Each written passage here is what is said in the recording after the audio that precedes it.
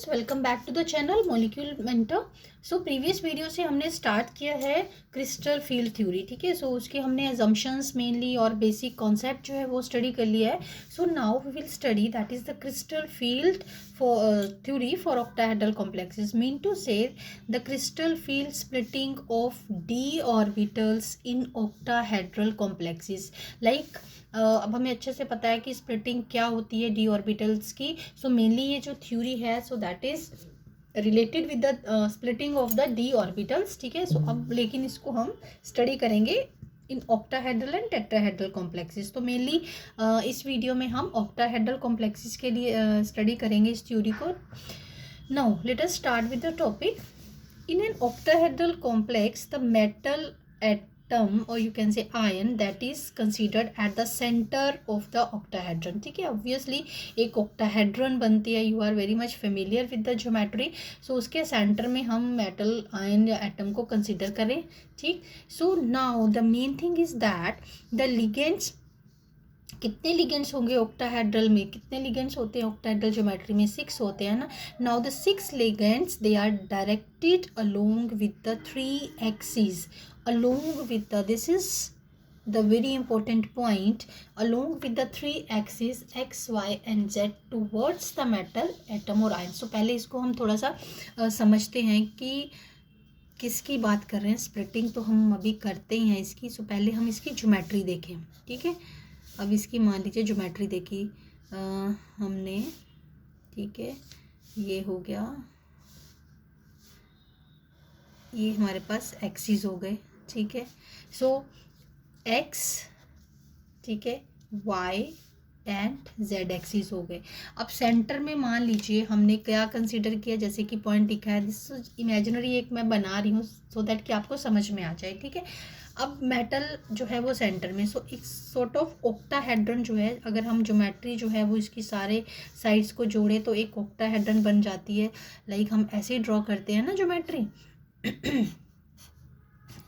Like this. ठीक है, सो ऐसे ही जो है सेंटर में जो है मेटल है और 6 जो है वो उसके जो आप कह सकते हो डायरेक्शंस है, तो वो मैंने ऐसे इस फॉर्म में लिया है, कोऑर्डिनेट्स की फॉर्म में एक्स वाई एंड जेड लिख दिया है। ठीक है, अब देखिए कि जो लिगेंड है, सपोज जो है एक ligand 1 2 3 4 5 and 6, what does it mean कि लिगेंड्स जो हैं वो अलोंग द एक्सिस जो हैं वो मेटल की तरफ अप्रोच करेंगे। आपको ये समझना है। सो अगर ये समझ में आ गया ना तो क्रिस्टल फील्ड स्प्लिटिंग और you can say splitting of the in octahedral और tetrahedral field is really very very simple. So सबसे पहले आप इसका ऐसे कॉन्सेप्ट बना लीजिए कि आप मान के चलिए ligands they are very much far away from the metal. So धीरे धीरे जब वो मेटल के पास आते हैं they create a spherical field. ठीक है, सो मेटल के अराउंड जो है वो स्फेरिकल फील्ड जो है वो क्रिएट करते हैं।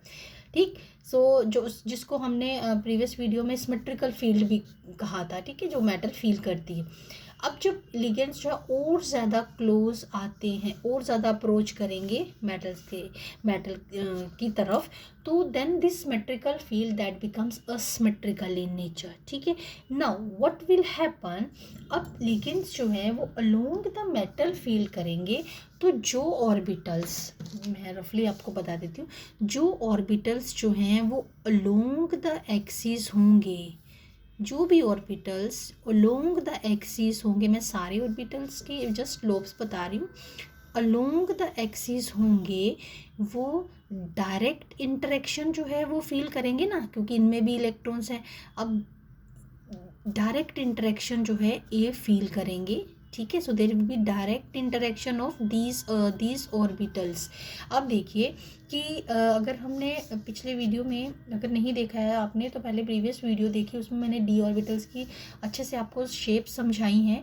So D X square Y square जो है वो डी जेड स्क्वायर जो है, इनके ऑर्बिटल्स जो हैं अलोंग द एक्स वाई और जेड एक्सिस होते हैं। सो अगर मैं कंसीडर करके मान के चलूँ कि ये एक्स वाई के अलोंग और ये जेड के अलोंग, तो अल्टीमेटली ये जो है वो दोनों के दोनों ऑर्बिटल्स जो हैं उनके ऑर्बिटल्स जो है अलोंग द एक्सिस मिलेंगे। सो बाकी जो है तीन जो डी ऑर्बिटल्स है एक्स वाई, वाई जेड और जेड एक्स, उनके इन बिटवीन द एक्सिस हैं। तो ऑब्वियसली जो ऑर्बिटल्स जो हैं जो अलोंग द एक्सिस ओरिएंटेशन है जिनकी, और लिगेंड भी जो है अप्रोच कर रहे हैं along the axis, so there will be direct interaction. So due to this direct repulsive interactions, these orbitals, they will be raised higher in energies as compared to other three orbitals. चलिए अभी मैं उसके हम diagram बनाते हैं,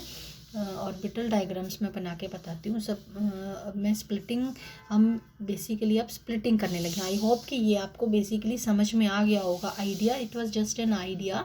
अब देखिए इसको हम अप्लाई कर रहे हैं। ये हमारे पास हैं 1 2 3 4 एंड 5 डी ऑर्बिटल्स, ठीक है। ये 5 के 5 डी ऑर्बिटल्स है। एज अगर इस तरफ हम लेते हैं so that is the energy axis, ठीक है। सो ये एनर्जी एक्सिस है, ठीक है। They are at the same energy, so that's why they are at degenerate, they are all are the degenerate orbitals. Now अब देखो ये जो ऑर्बिटल्स हैं जब लिगेंड्स जो अप्रोच करते हैं, जब अभी स्फेरिकली सिमेट्रिकल फील्ड होता है, ठीक है, तो ये पांचों के पांचों ऑर्बिटल्स जो हैं they are raise to the energies.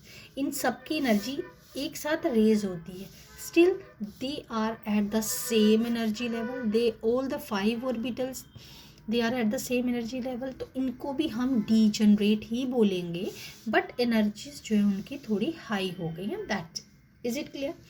अब लिगेंड्स जो हैं और पास आ गए, यानी कि और ज़्यादा क्लोज इंटरेक्शंस हो गई, ठीक है, as they are approaching along the axis. So now the degeneracy will break down, there will be repulsive interaction between the orbit metal orbitals हैं, ठीक है, उनके इलेक्ट्रॉन्स हैं उनके बीच में। The ligands they are also having the negative charge, or you can say lone pair of electrons, and now their energies they break down. Now we can say हम पहले इसको ये देखो, now their energies they break down in energies, ठीक है। सो जिन orbitals का axis, जो भी अभी मैंने आपको बताया कि जिनके ऑर्बिटल्स जो हैं वो अलोंग द एक्सिस थे, कौन कौन से ऑर्बिटल्स थे जो अलोंग द एक्सिस थे हमारे पास, D X square, Y square और डी जेड स्क्वायर, ठीक है। और जो इन बिटवीन द एक्सिस थे, पहले हम ऑर्बिटल्स के नेम लिख लेते हैं ताकि आपको क्लियर हो जाए, ठीक है। सो अब हमारे पास जो है ये एक्स वाई हो गया, देन एक्स जेड हो गया, देन वाई जेड हो गया। Now we are having the 2 sets. Now this is the set of 3 orbitals, ठीक है, जिनको हम बोलेंगे T2G ऑर्बिटल्स, ठीक है, T2G ऑर्बिटल्स, ठीक है।